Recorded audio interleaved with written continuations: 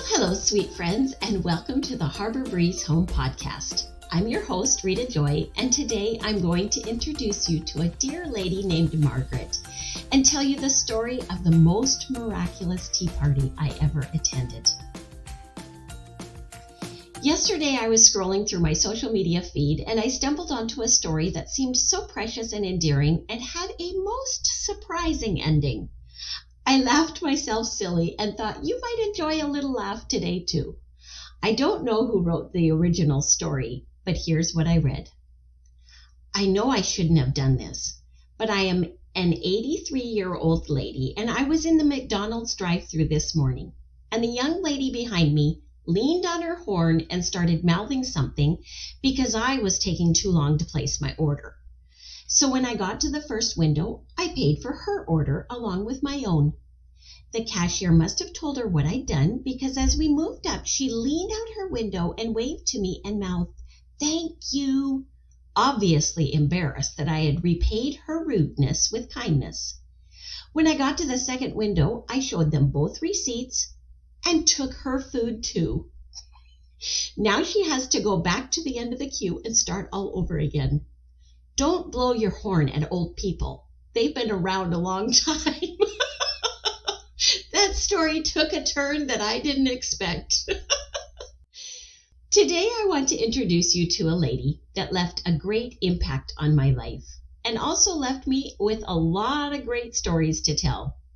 If I could interview her here on this podcast, I'm sure she would have jumped at the chance and would have charmed you all with her quick wit, humor, and words of wisdom. But sadly, Margaret no longer calls this world her home. She passed away 10 years ago. So today, I'm going to do my best to paint a picture of her with my words and introduce her in such a way that she can bless and inspire your heart today the way she did mine. I met Margaret when she was 75 years old. I was actually stunned when I just did the math for that fact. At the time, I'm sure I had no idea she was that age. She was just a little bit of a thing, a petite figure that stood about 4'9" and weighed maybe 95 pounds soaking wet. Her soft, silvery hair was always coiffed pretty in some sort of a French roll at the back of her head, and I think she secretly dyed it a light brown color sometimes. She and her husband were adventurers through and through. In their younger days, they had spent years living on a boat traveling up and down the west coast of British Columbia, Canada. She loved to hike in the woods, and for date night, she and her husband would hop into a rowboat and row around the harbor on the ocean where we lived. He would tuck a wool lap blanket over her knees, and she would sit and read from a hardcover book while he rowed her around. Margaret and her husband were our next-door neighbors at one time, living just around a big curve in the driveway. Their house was like a scene straight from an English countryside photo. Their little old cottage had a wee little path leading to the front door. Off to one side was a huge fenced-in garden full of vegetables and surrounded by a riot of colorful flowers. The backyard held a variety of fruit trees, and there was a secret hideaway cut out of branches of bushy trees. If you were a lucky one, you would be invited to one of Margaret's special tea parties that was held at a covered table in that secret grove. She would serve out of her favorite teapot and have homemade baked goods for you that, well, secretly over time you learned to taste very gingerly. Sometimes they were a wee bit or a lot freezer burnt. For those of us who knew them well, we also knew that the backyard held a path going down a slightly steep hill leading to the spot where she and her husband slept every night. Yes, you heard that right. Margaret and her husband slept outside all year long in a custom-built bed, sort of lean-to type of thing that had a roof over it to keep them dry from the rain. Margaret's husband had suffered from asthma as a child and found that sleeping out in the fresh air seemed to help his breathing. So they ended up doing that for most of their lives. Sleeping outside was one of the things that Margaret credited for being so healthy at her age.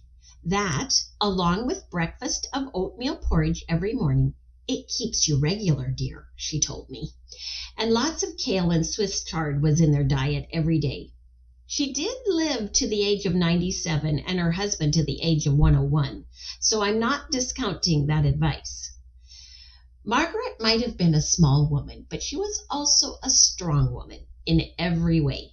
When she came to talk to you, she'd often grip your arm with her time-worn hand, and more than once that grip took my breath away. She also had big thoughts and opinions and shared them freely.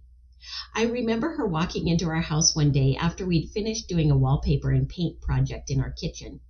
She gasped out loud and explained, "What on earth have you done to this place?" "Well, I guess if you like that newfangled white look."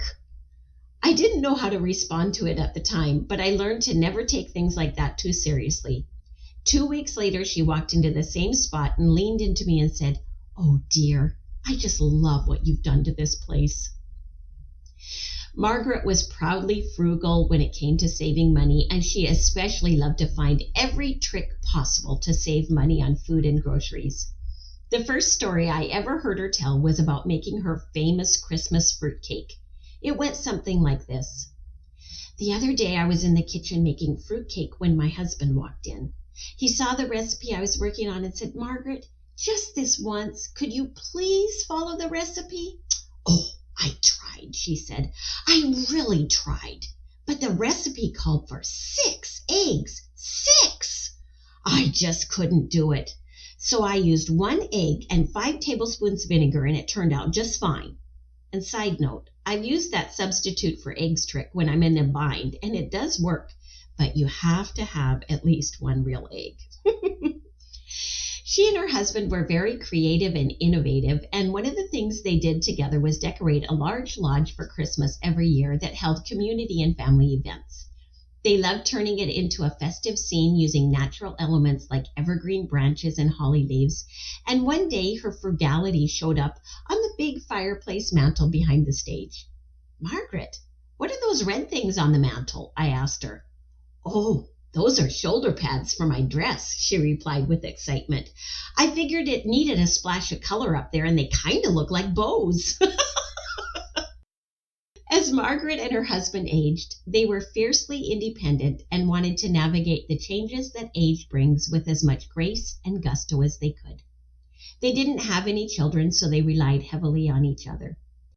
Margaret's husband fell while on a ladder one day, breaking his hip, and wee little Margaret managed to gather her over 6-foot tall husband and put him into a wheelbarrow and got him into the car all by herself to get her to the hospital. My husband stepped in and had a big heart-to-heart with Margaret at that point. She ended up promising to always call him if anything like that happened again and alert him if her husband ever mentioned getting on a ladder. They came to a great understanding, and she kept her word. My husband ended up mowing their lawn every week, and she made sure to quickly get to him before the ladder got out of that garage again. As a thank you, she loved to bring over freshly baked pies for us to enjoy. I'll never forget the day she showed up at our door with another one of her thank you pies. As we were standing in the entryway chatting, I heard a big crash downstairs where the boys were playing. I was grateful that her hearing wasn't the greatest at the time, since I was always concerned that she'd think my boys weren't behaving good enough. I just kept on talking as if nothing had happened, and when she left, I tore downstairs to find out what had gone on. One of our boys was standing looking really guilty in the middle of the family room floor and explained that he was tromping around in a pair of my shoes, flung it off his foot, and it sailed right through the single-paned window. Oh, that silly window. We had to replace it more than once when we lived there. As Margaret aged, we noticed some definite signs of dementia. However, unlike the dementia my mom had that I talked about in episode 1, Margaret's dementia seemed to come and go. She could be sharp as a tack one minute and then confused the next. However, she didn't let it stop her from reaching out and conversing with people. She loved people right to the end and showered them with care. One day my husband showed up at their door with his tree-falling garb on, a hard hat with hearing protection earmuffs and bucking chaps over his blue jeans. She greeted him oh so kindly at the door and then said, "Who are you?" Her faith was her passion and purpose in life, and Margaret took very seriously her calling to teach others about Jesus. She led Bible studies, invited young people over for Bible verse memorization, and opened her door with hospitality through making meals and playing games afterwards.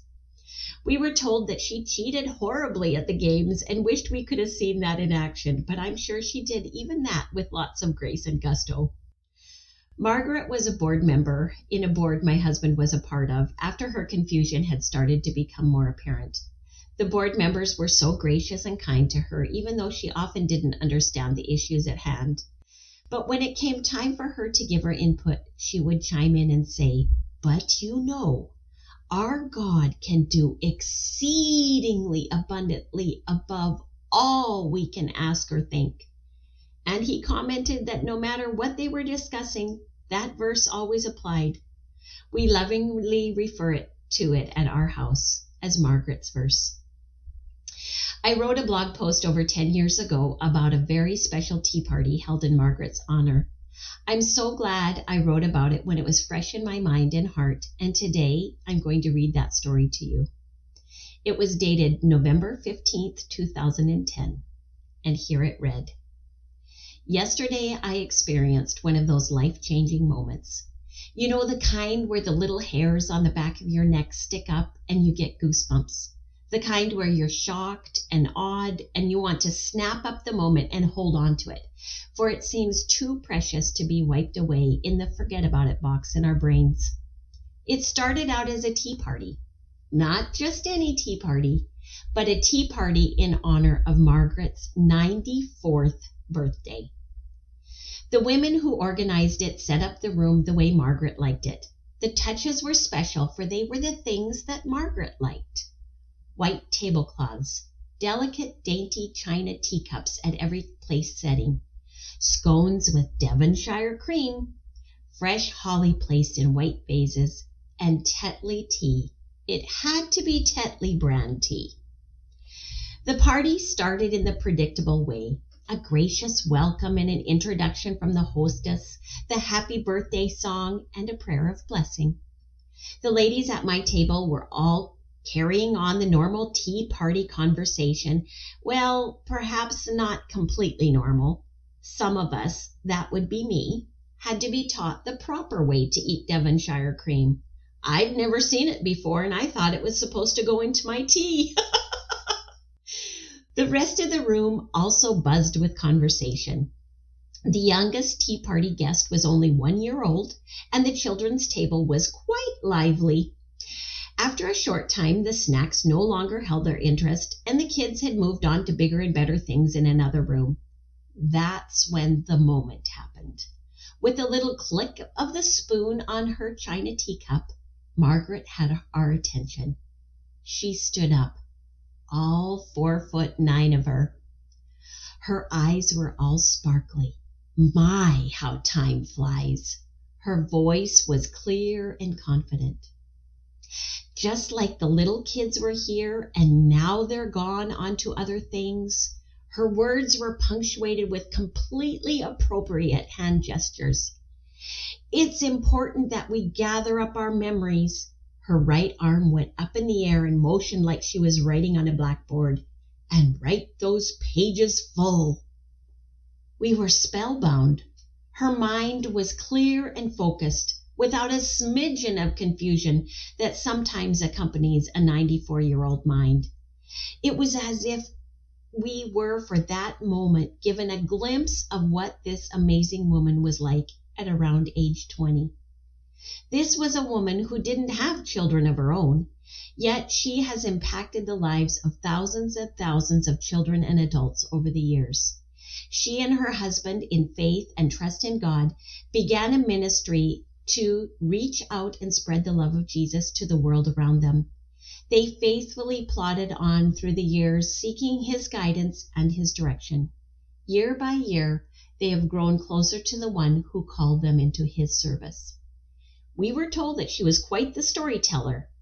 Now we were seeing it with our own eyes.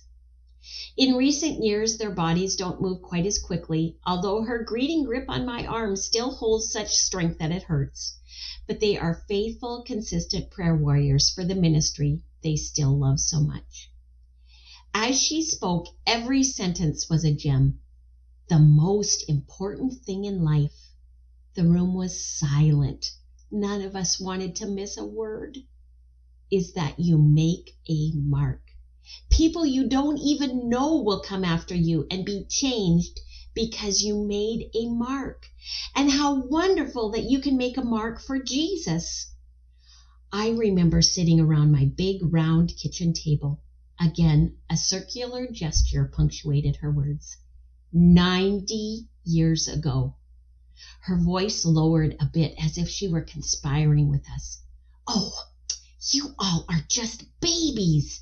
This was 90 years ago. I was only 4 years old. I remember it so clearly, as if it were yesterday. I said to my mom, I want Jesus. And that's where it all began. 90 years with Jesus. Oh, I tell you what, it was incredible. I've often wondered what it must have been like to live in the days when Jesus walked on this earth. What if I had been a guest at the wedding he attended? Would I have realized I was drinking wine Jesus had made from water? Would I have known that I was present at the moment a miracle took place? I guess I can't prove we witnessed a miraculous moment yesterday, but I believe with all my heart it was a gift from God. It was as if her words were his words to us. A few hours later, she approached a table full of us ladies that she has known for many, many years. She was beaming and working the room with the grace and elegance of a queen. I thanked her for her speech and told her that it blessed my heart. Well, you know, she told me, it's important that we impart these truths onto the next generation. She stated it with emphatic importance. Then she slung her arm around her long-term friend and said, Do I know you? I'm telling you, it was a miracle. And so with that, my friend, I'll leave you with Margaret's verse as you go about your day. It's found in Ephesians 3:20. Our God is able to do exceedingly abundantly above all that we can ask or imagine. Oh, and one more piece of Margaret's advice for you. If you want wallpaper to last forever, just put on a few good thick coats of varnish all over it. She wasn't kidding. Varnished on wallpaper will never come off a wall. Believe me, I tried. Thank you so much for joining me for today's podcast. If you haven't already, be sure to hit the subscribe button so you don't miss the next episode. And thank you so much to those of you who have left ratings and reviews. I appreciate each and every one of them, and I'm told that each one makes a difference in the growth of this podcast. So many, many thanks. I hope you have a wonderful day today, sweet friend. Until next time, toodaloo!